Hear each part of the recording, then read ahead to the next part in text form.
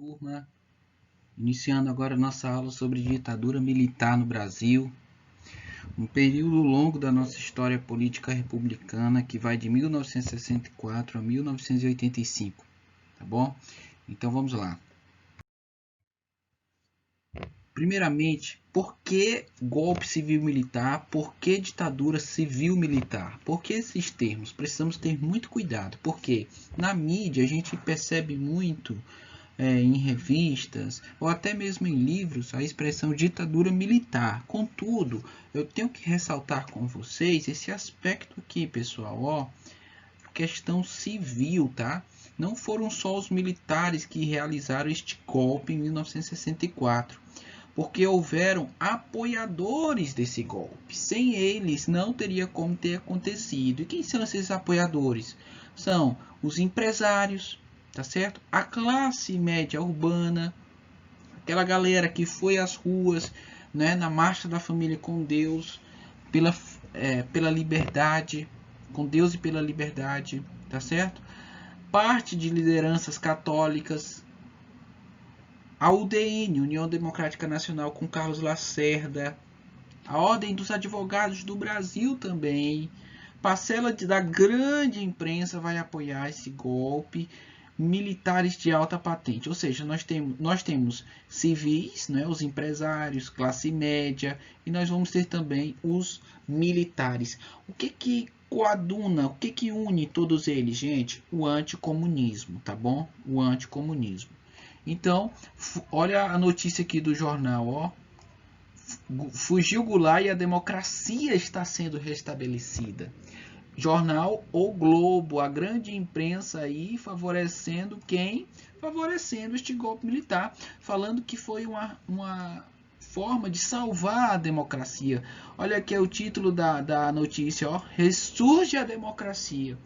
Enquanto que a gente sabe que, pelo contrário, a democracia ela estava morrendo. Por isso que a gente precisa tomar muito cuidado com isso. Porque João Goulart, o presidente do Brasil, ele sofreu um golpe. Um golpe? Como assim golpe? A Constituição não foi seguida. Simplesmente o presidente da República foi deposto pela força das armas. Então isso fere a Constituição democrática de direito do nosso país. Mas, se nós temos setores civis e militares apoiando isso, a força para que isso aconteça é muito grande.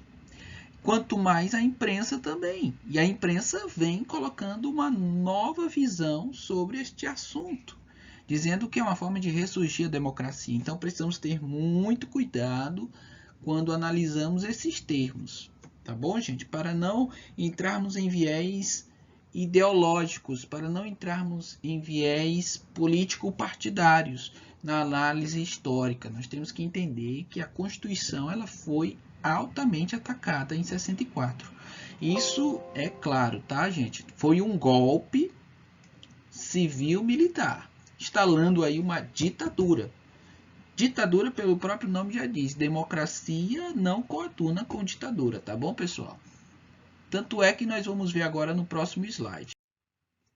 Olha só aqui como não havia democracia, que não havia liberdade, igualdade de direitos, não havia nada dos princípios democráticos, tá bom? Citação do historiador Carlos Fico no livro História do Brasil Contemporâneo, tá? Abre aspas, em Recife, a destituição do governador Miguel Arraes, governador de Pernambuco na época, né, que era contrário ao novo regime instalado em 64, que havia sido eleito democraticamente pelo Partido Social Trabalhista. Estudantes se dirigiram em protesto para a sede do governo e foram recebidos a tiros pelos militares, tá, gente? Os estudantes Jonas Barros e Ivan Guiar foram mortos. Arraes foi preso e confinado na ilha de Fernando de Noronha. Ainda em Recife, o velho líder comunista Gregório Bezerra teve seu cabelo arrancado com um alicate, seus pés molhados com ácido e seu pescoço amarrado com cordas. Bezerra foi arrastado pelas ruas e seus algozes conclamavam a população a execrá-lo. Fecha aspas, ponto. Gente, isso de democracia não tem nada. Isso fere a democracia. Então, a primeira característica que eu quero que vocês entendam entendam isto, a democracia não existiu neste período.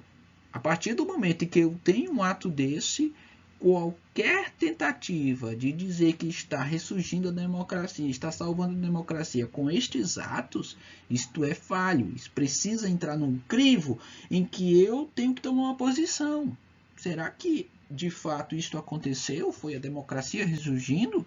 Ou para a democracia ressurgir eu tinha que cometer atos de assassinato, violência pública dessa forma? Então a gente precisa tomar muito cuidado. Tá bom, gente?